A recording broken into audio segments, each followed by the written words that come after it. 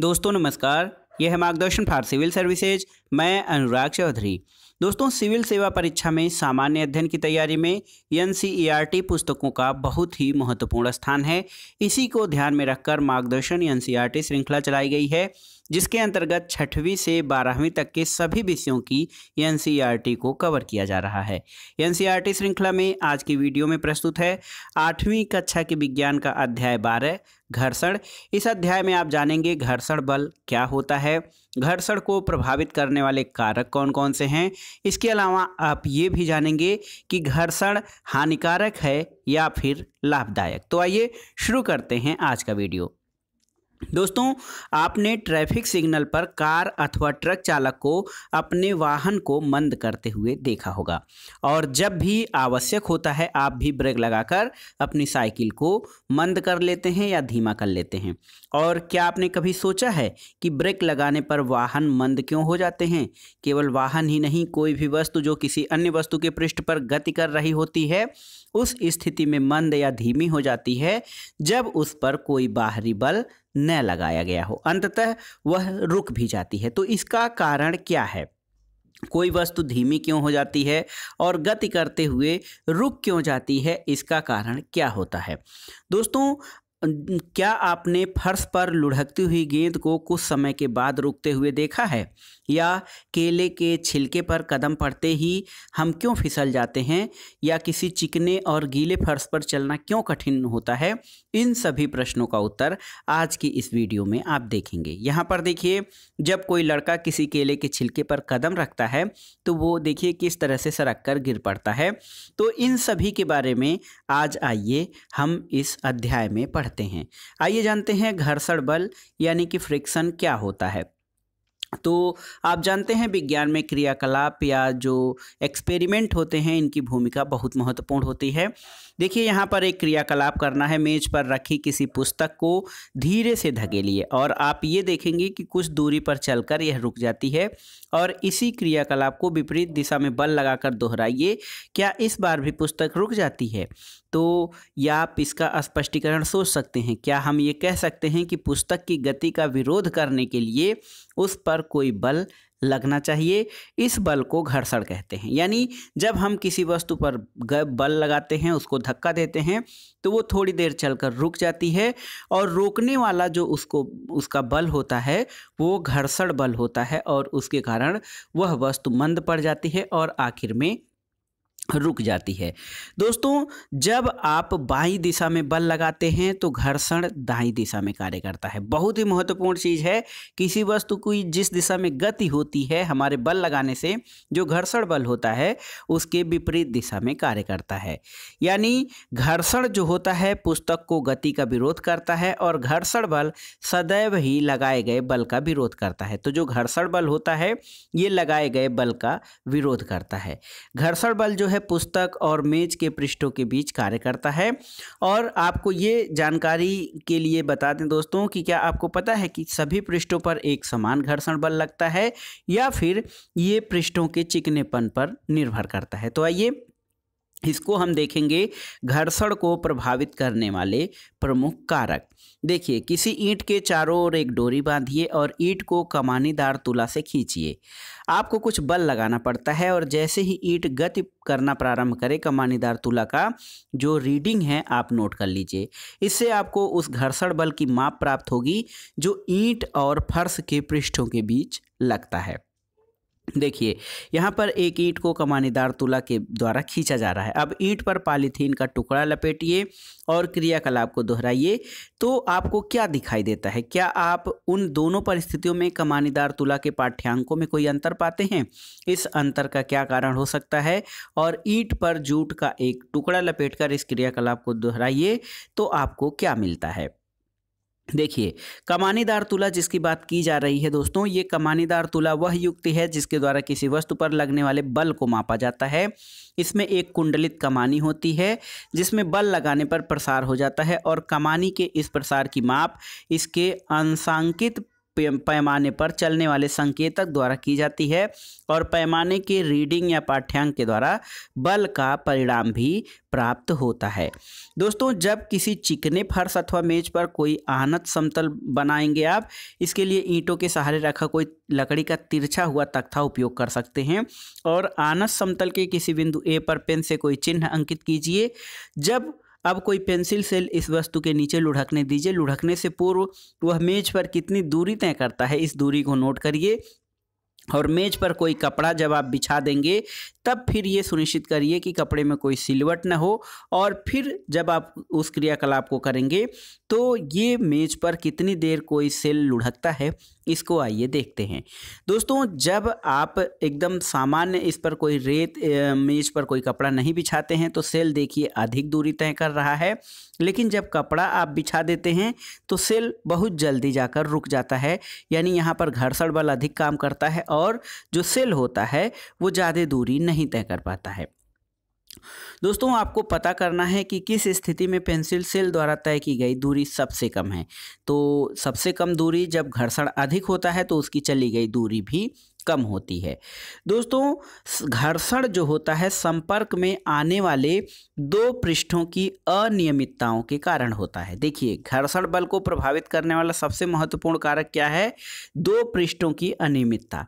ऐसे पृष्ठ जो दिखने में बहुत चिकने लगते हैं उनमें बहुत सारी सूक्ष्म अनियमितताएं होती हैं। दो पृष्ठों की अनियमितताएं एक दूसरे के भीतर धंस जाती हैं। जब हम एक पृष्ठ पर दूसरे पृष्ठ की गति कराने का प्रयास करते हैं तो हमें इस अंतः बंधन पर पार पाने के लिए कुछ बल लगाना पड़ता है और खुरदुरे या रुक्ष पृष्ठों पर ये अनियमितताएं अधिक संख्या में होती हैं और यदि पृष्ठ रुक्ष हो या रफ हो तो घर्षण बल भी अधिक होता है।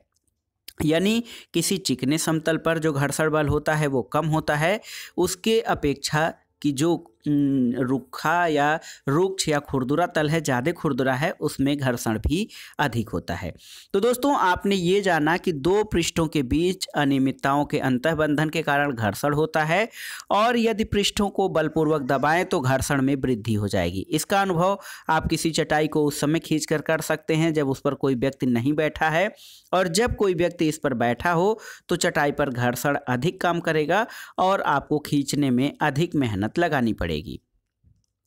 दोस्तों, जब आप एक भारी बॉक्स को एक स्थान से दूसरे स्थान पर सरकाते हैं तो इसमें आप अनुभव कीजिए कि विराम अवस्था में यदि कोई बॉक्स है उसको गतिशील कराना हो या उसी दिशा में सरकाना हो तो उसमें कम बल लगेगा। यानी यदि कोई गति करती वस्तु हो उसको सरकाना हो तो कम बल लगेगा और कोई विराम अवस्था में वस्तु हो तो उस पर अधिक बल लगेगा।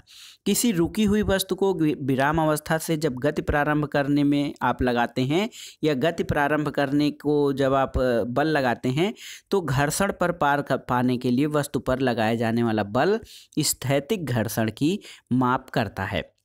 और इसके विपरीत यदि किसी वस्तु को उसी चाल से गतिशील रखने के लिए आवश्यक बल उसके क्या होता है, सर्पी घर्षण की माप होती है। तो यहाँ पर दो चीज़ें आपने देखा, स्थैतिक घर्षण और सर्पी घर्षण। देखिए, जब स्थिर वस्तु पे आप बल लगाते हैं तो उसके घर्षण के खिलाफ जो कार्य करते हैं वो बल स्थैतिक घर्षण की माप होती है उससे, और गतिशील वस्तु पे सर्पी घर्षण होता है। लेकिन जब बॉक्स सरकना आरंभ कर देता है तो उसके पृष्ठ के संपर्क में बिंदुओं को उतना समय नहीं मिल पाता है कि वे फर्श के संपर्क बिंदुओं में धंस सके, इसलिए सर्पी घर्षण स्थैतिक घर्षण से कम होता है।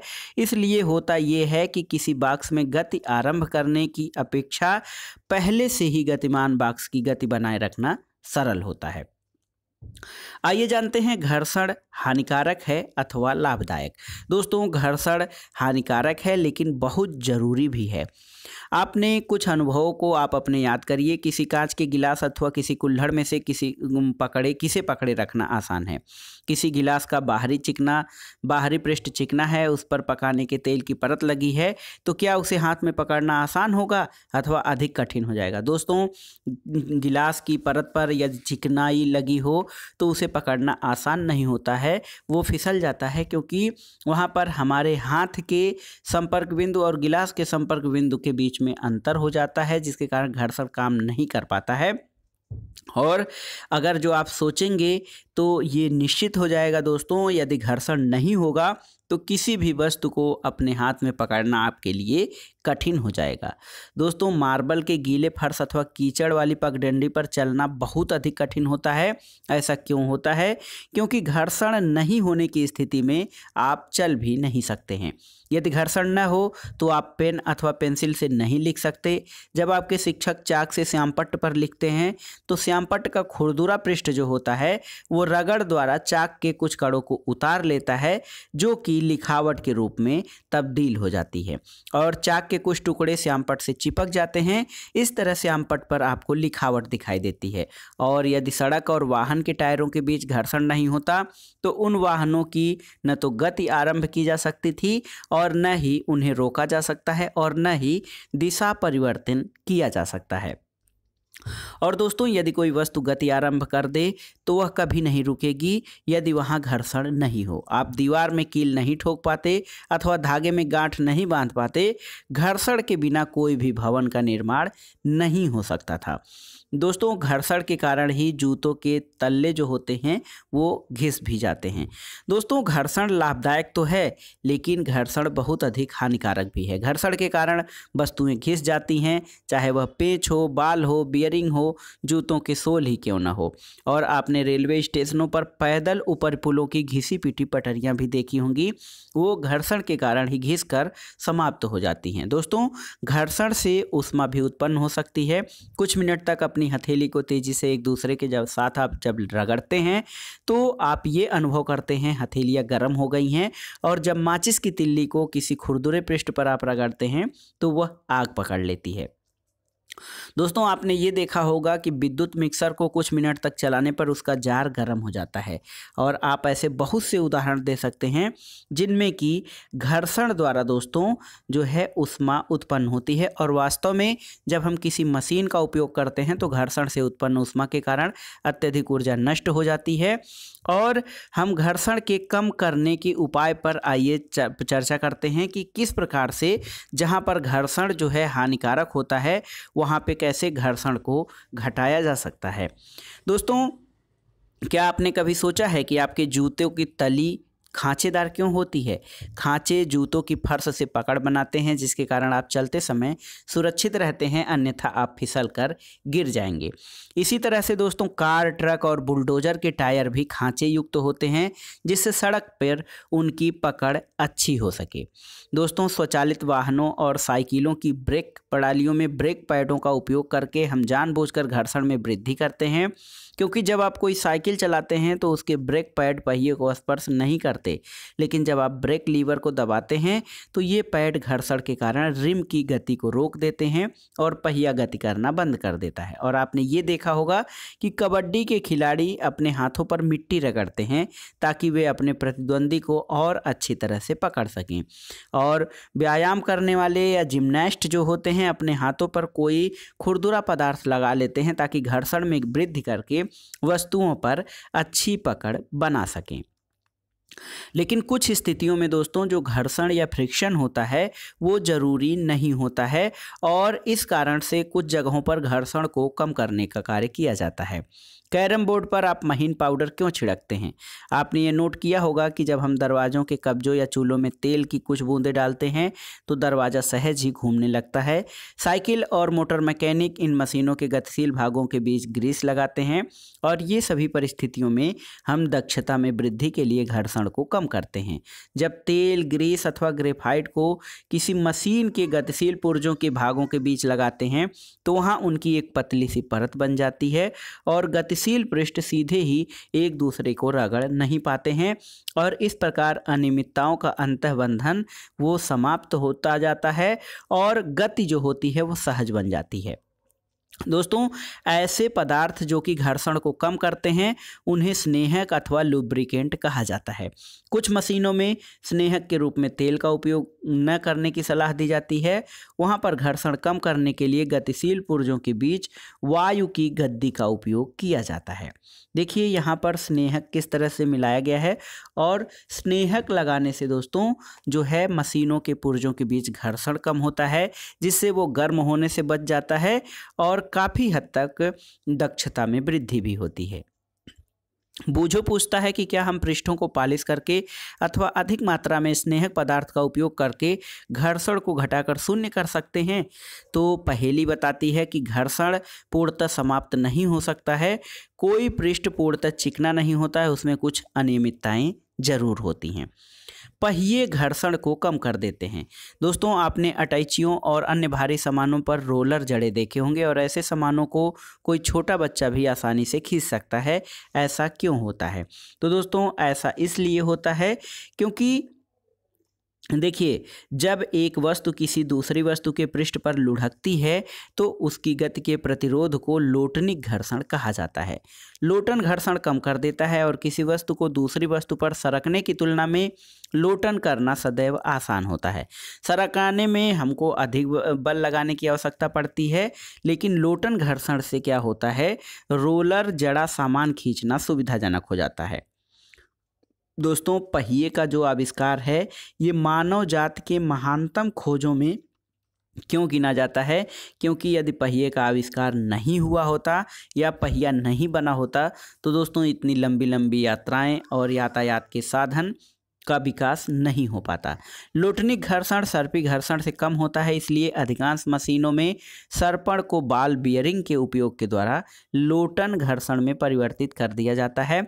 और आपने अनुभव किया होगा कि छत के पंखों और साइकिलों में धुरी तथा नाभि के बीच बॉल बियरिंग का उपयोग होता है, जिसके कारण जो सर्पी घर्षण है उसको कम करके लोटनिक घर्षण में तब्दील किया जा सके। यहाँ पर देखिए बॉल बियरिंग का जो है चित्र दिखाया गया है और ये घर्षण को कम करके दक्षता में वृद्धि करते हैं। तरल घर्षण क्या होता है दोस्तों, आइए जानते हैं। दोस्तों, वायु अत्यंत हल्की और विरल होती है, फिर भी इससे होकर गति करने वाली वस्तुओं पर वायु घर्षण बल लगाती है और जल और अन्य द्रव भी इनसे होकर गति करने वाली वस्तुओं पर घर्षण लगाते हैं। विज्ञान में गैसों और द्रवों को एक ही नाम तरल दिया गया है, अतः हम जो हैं दोस्तों किसी तरल, हम कह सकते हैं कि तरल इनसे होकर गति करने वाली वस्तुओं पर घर्षण बल लगाते हैं, जिनको कि तरल घर्षण कहते हैं। दोस्तों, तरल वस्तुओं द्वारा या लिक्विड वस्तुओं द्वारा लगाए गए घर्षण को कर्षण भी कहा जाता है। कर्षण याद रखिएगा दोस्तों, किसी तरल पर लगने वाला घर्षण बल उसकी तरल के सापेक्ष गति पर निर्भर करता है।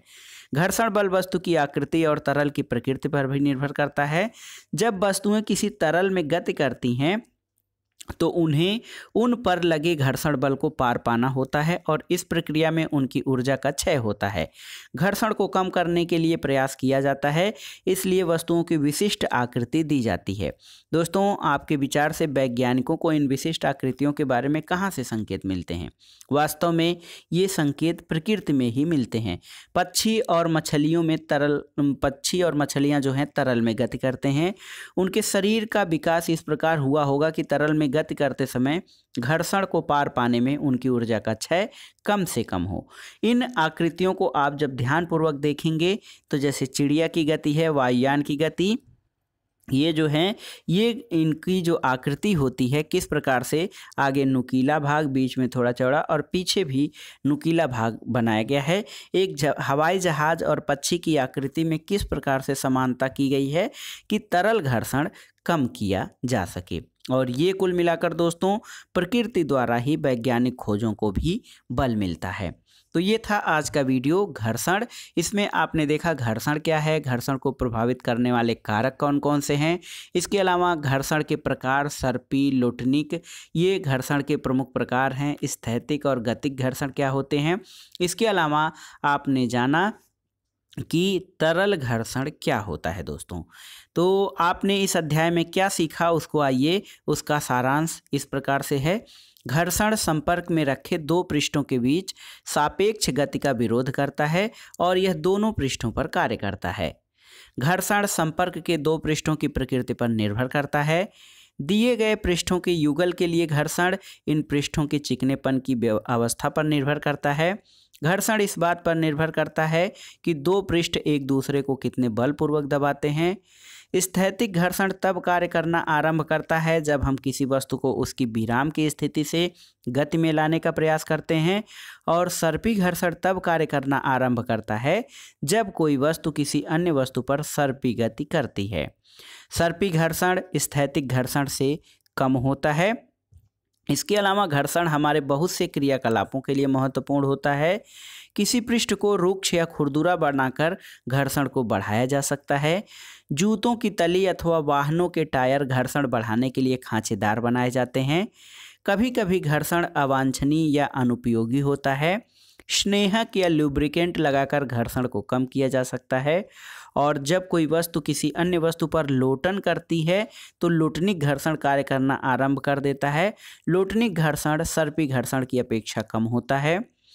कई मशीनों में बॉल बेयरिंग का उपयोग करके घर्षण को कम किया जाता है और तरल में गति करने वाले वस्तुओं को उचित आकृति प्रदान करके घर्षण बल को कम किया जा सकता है। तो ये था आज का वीडियो।